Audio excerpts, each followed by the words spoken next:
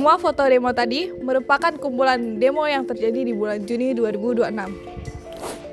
Pada bulan Juni 2026, mahasiswa dari berbagai daerah di Indonesia menggelar demonstrasi sebagai bentuk protes terhadap kondisi ekonomi dan sejumlah kebijakan pemerintah yang dianggap kurang berpihak pada masyarakat. Aksi yang dipelopori oleh BEM UI ini berlokasi di Bundaran HI dan kemudian meluas ke berbagai kota dengan tuntutan yang didasari dengan keresahan, diantaranya stop pemborosan APBN, tuntutan untuk menurunkan harga pokok dan BBM, hentikan program MBG dan pembangunan Kopdes Merah Putih, hentikan militerisme di ranah sipil, dan Prabowo berhenti mengelak dan mengakui kesalahannya.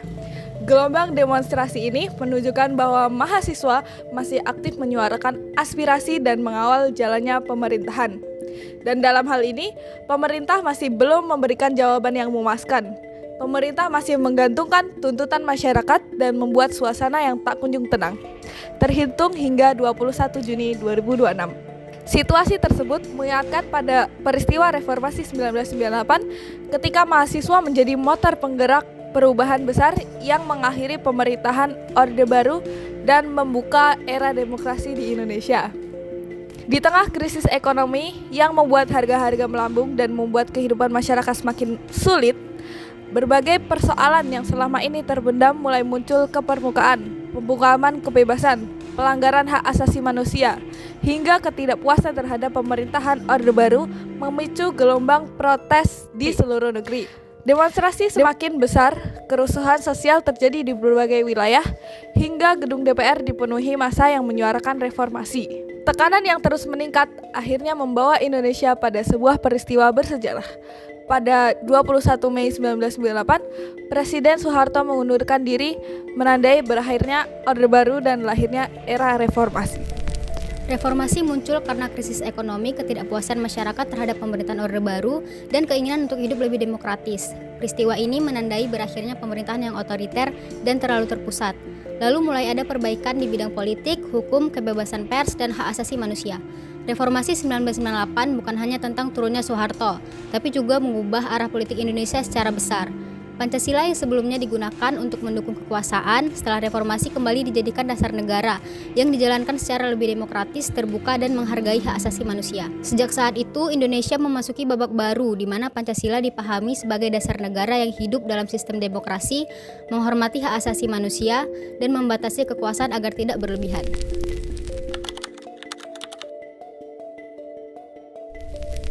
Era ini menggeser penerapan Pancasila dari ideologi kaku menjadi lebih demokratis, terbuka, dan menghargai keberagaman. Era reformasi membawa kebangkitan demokrasi dan pluralisme di Indonesia.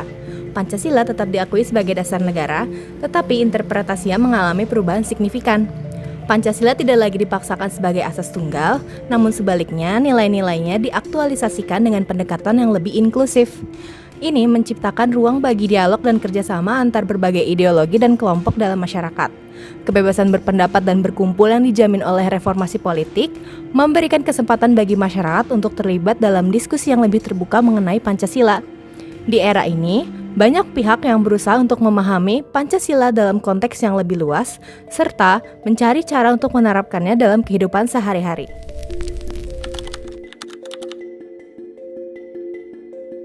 Pada era reformasi, Pancasila dipahami secara lebih inklusif dan demokratis.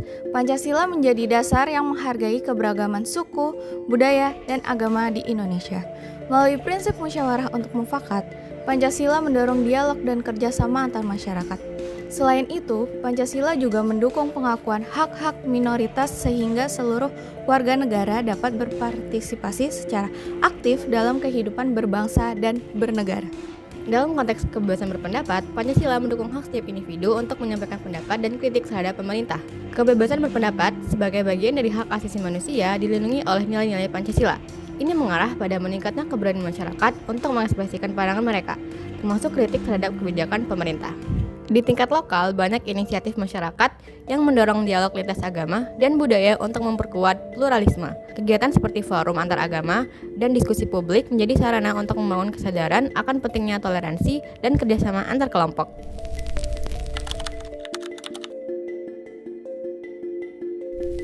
Memasuki era reformasi, masyarakat kini menikmati kebebasan yang jauh lebih besar dalam menyampaikan pendapat.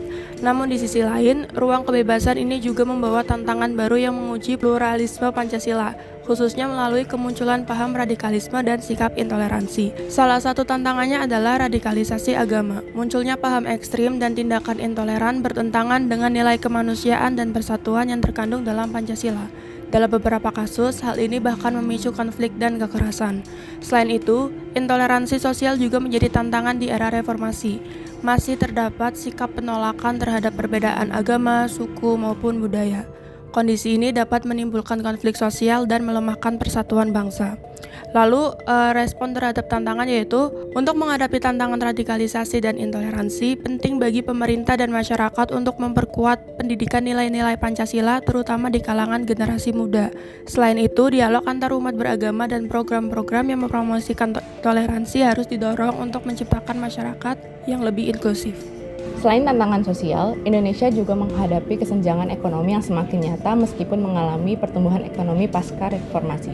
Sebagian masyarakat masih memiliki keterbatasan akses terhadap pendidikan, layanan kesehatan, dan kesempatan kerja yang layak. Oleh karena itu, aktualisasi nilai-nilai Pancasila diperlukan melalui penguatan pendidikan karakter, dialog yang mendorong toleransi, serta kebijakan yang berorientasi pada keadilan sosial dan pemberdayaan masyarakat. Peran aktif warga negara dalam menyuarakan aspirasi dan mendukung gerakan sosial yang memperjuangkan kesetaraan juga menjadi bagian penting dalam mewujudkan cita-cita Pancasila dalam kehidupan sehari-hari.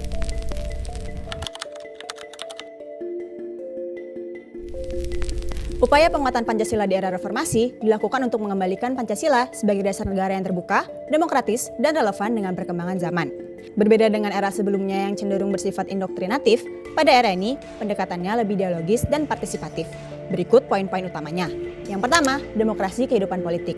Hal ini ditandai dengan pelaksanaan pemilihan umum yang lebih bebas, jujur, dan adil, serta adanya kebebasan berpendapat dan berorganisasi. Masyarakat memiliki ruang yang lebih luas untuk berpartisipasi dalam proses politik, seperti melalui partai politik, pemilu, dan kegiatan aspirasi publik. Yang kedua, penegakan hukum dan HAM. Penguatan Pancasila juga dilakukan melalui penegakan hukum yang adil dan penghormatan terhadap hak asasi manusia. Di era reformasi, dibentuk berbagai lembaga seperti Mahkamah Konstitusi dan Komnas HAM untuk menjaga keadilan dan melindungi hak warga negara. Yang ketiga, pendidikan Pancasila. Pendidikan Pancasila kembali diperkuat sebagai bagian dari sistem pendidikan nasional untuk menanamkan nilai-nilai dasar negara kepada generasi muda.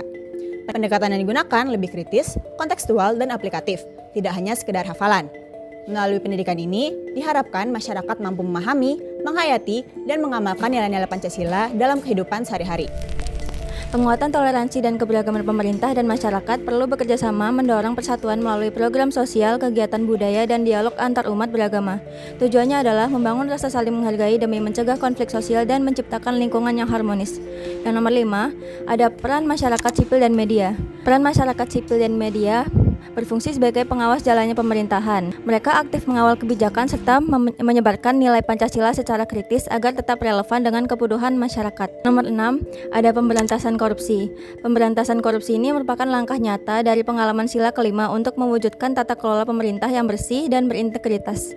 Dengan memberantas korupsi, kekayaan negara dapat dikelola secara transparan dan manfaatnya bisa dirasakan langsung secara adil oleh seluruh rakyat Indonesia.